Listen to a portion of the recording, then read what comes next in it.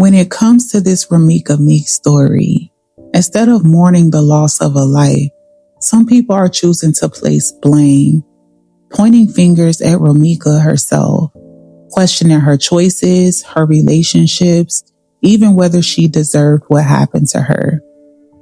Romeca was a daughter. She was a friend, someone who didn't wake up thinking her life would end that day. And Romeca is not on trial. She's not here to defend herself. She is gone, and that alone is a tragedy. You can ask questions, you can want answers, but blaming a victim for their own death, especially before all the facts are known, isn't justice. It's honestly cruelty. There's room to hold people accountable, and there's space for hard conversations. But there should always be compassion when a life is lost, especially when that person can no longer speak for themselves.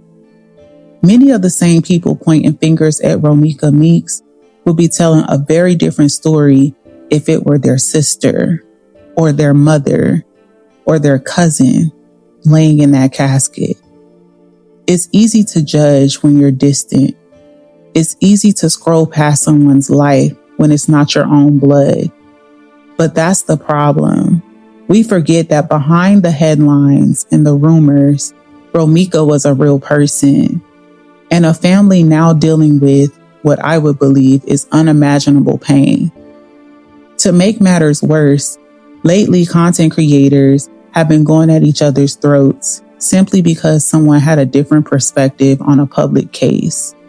And the truth is, as creators, we're here to give our thoughts and not to fight battles. You can disagree without disrespecting. You can speak your truth without silencing someone else's truth, because this is commentary and not a competition. When it comes to this case, the law is what it is, but that doesn't make it right. History has shown us something over and over again, and that is that innocent people are behind bars and guilty people are walking free. And justice, too often, it depends on who you are, who you know, and how much power you hold. The law is a system, but justice is a principle. And just because someone is charged doesn't mean that they're guilty. And just because someone walks free doesn't mean that they're innocent. So before we treat court outcomes like it's some type of gospel truth, remember that the system has failed before and it will fail again, unfortunately. Some of y'all have had real beefs online. You've argued with strangers, talked reckless, sent threats, disrespected people's families, and said the lowest of the low. And yet, by the grace of God, you're still here. Nobody pulled up. Nobody harmed you. You got lucky. Romeca didn't. You don't know how quickly life can flip, and you don't know what it feels like until it's your name that's trending, or until it's your people crying at a candlelight visual. If you're giving commentary, especially on real life stories involving real people, you've got to learn the difference between emotional awareness and emotional involvement. When you tell a story, it's okay and even necessary to acknowledge the emotional weight of the story, the pain, the humility, the impact.